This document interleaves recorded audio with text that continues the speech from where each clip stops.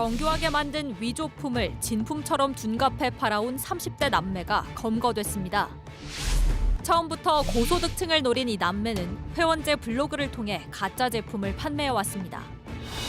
이들이 국내로 들여와 판매한 위조품은 약 80억 원어치. 그릇된 욕망이 초래한 이들의 범행 행각을 따라가 봅니다. 진짜와 구별이 힘든 고가의 위조 명품을 팔아온 남매가 세관 수사대에 의해 검거됐습니다. 현재까지 수사된 내용 듣고서 이야기 이어가겠습니다.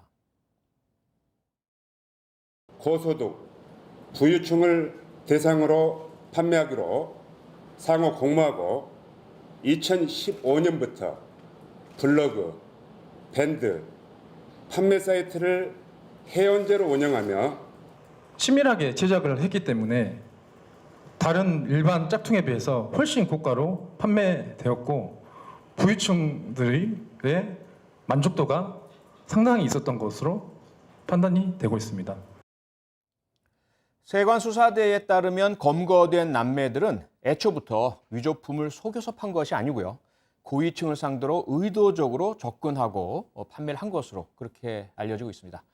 밀수입한 위조품을 구입한 이들, 정진호 기자, 이 도대체 어떤 사람들입니까? 예, 말했듯이 돈이 많은 부유층이 대부분이었는데 예. 주 고객이 거의 직업이 의사나 대학 교수, 전문직과 같았다고 합니다. 어허. 이들이 많게는 30개까지도 샀다고 하고 네. 이 회원제로 운영을 했는데 이 회원 수가 지금까지 파악한 것만 2천여 명. 2천여 명이요? 예. 와. 근데 이거는 정가에 1억 1천만 원짜리라고 하면 뭐 1,300만 원에 팔거나 예. 그러니까 뭐 이런 식으로 좀 훨씬 싼 가격에 팔긴 했는데 네. 싼 가격은 아니거든요. 그렇게.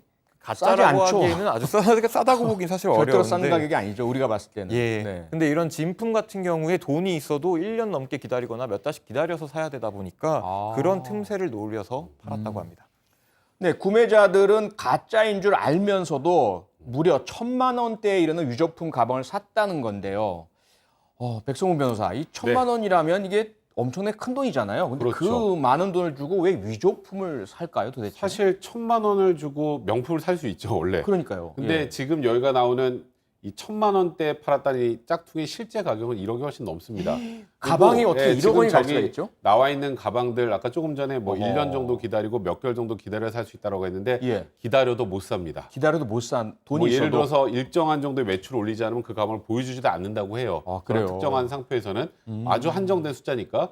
그러니까 그런 가방을 하나 들고 있다라는 거에 대한 뭐 허영심이나 아하. 남들과의 비교심이나 네. 이제 이런 것 때문인데 사실 1,000만 원 이상 되는 짝퉁이라면 네. 얼마나 정교하겠어요.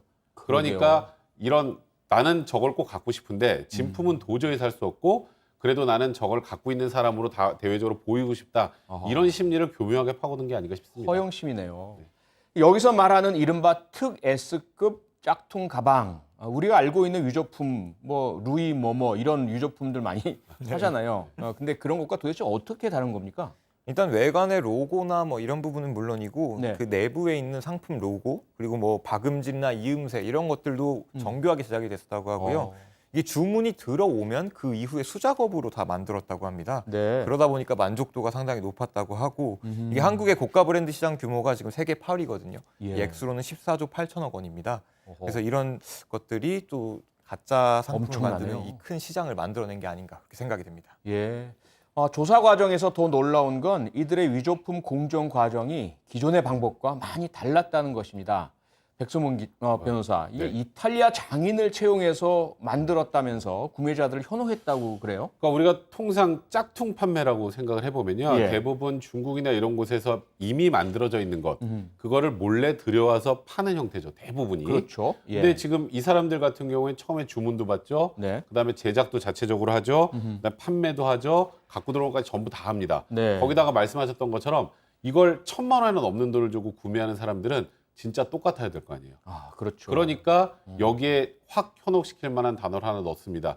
이탈리아 숭늉공을 채용했다. 그러니까 실제로 명품을 만드는 것과 유사한 정도의 능력을 갖고 있는 사람을 네. 채용해서 만든 것이 믿어도 된다. 이런 식으로 이제 소비자들이 현혹해서 이 물건을 팔았던 겁니다. 네. 뭐 드라마에서 나왔던 뭐 이탈리아 장인이 한 땀 한 땀 뭐 이 표현이 좀 생각이 나네요.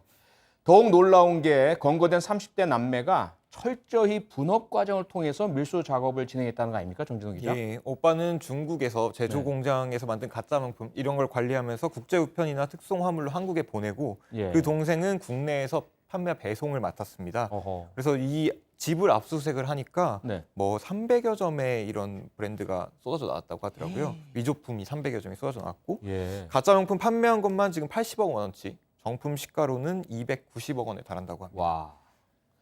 이들의 범죄 수익, 세관 측에서 바로 환수를 해야 될 텐데 엄청나잖아요. 잡혔으면. 네, 근데 그렇죠. 어떻게 환수 작업이 이루어집니까? 일단은 현재 갖고 있는 재산을 추적할 수밖에 없겠죠. 첫 예, 번째. 예. 근데 지금 이 남매가 이 부당하게 얻은 수익을 가지고 아주 고가의 외제차 세대를 또 굴렸다고 합니다. 네. 레인지로버, 포르쉐, 벤츠 이런 외제차 세대 구입한 거는 당연히 네. 일단 이건 환수를 했고요. 그다음에 이 판매한 대금 같은 것을 보관하고 있을 거 아니에요. 예. 이제 그래서 일단 남매 은행 계좌 자체를 전부 몰수한 상황입니다. 네.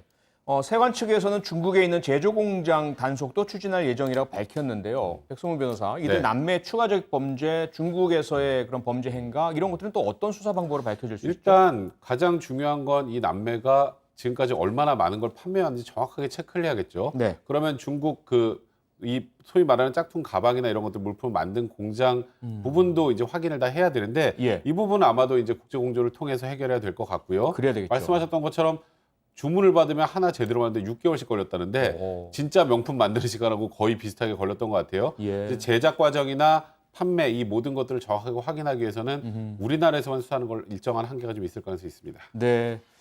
시장 경제를 어지럽히는 이런 행위에 대해서 사법당국 상당히 강한 처벌이 있어야 될 것 같은데 현재 처벌 추세는 어떻습니까? 일단 상표법 위반이기 때문에 7년의 징역형이 처해질 수 있는데요. 네. 통상적으로 이렇게 소위 말해서 가품을 판매한 경우에 이제 상표법 위반 사안들 경우에 대부분은 판매 가액, 네. 그다음 얼마나 많이 팔았는지 이걸 기초로 해서 보통 형량을 정하고요. 네. 그 전에 전과가 있는지 여부들도 좀 체크를 할 것 같은데 이번 사안 같은 경우엔 너무 규모가 크기 때문에 그러게요. 실형을 피하기 좀 어려울 것 같습니다. 네.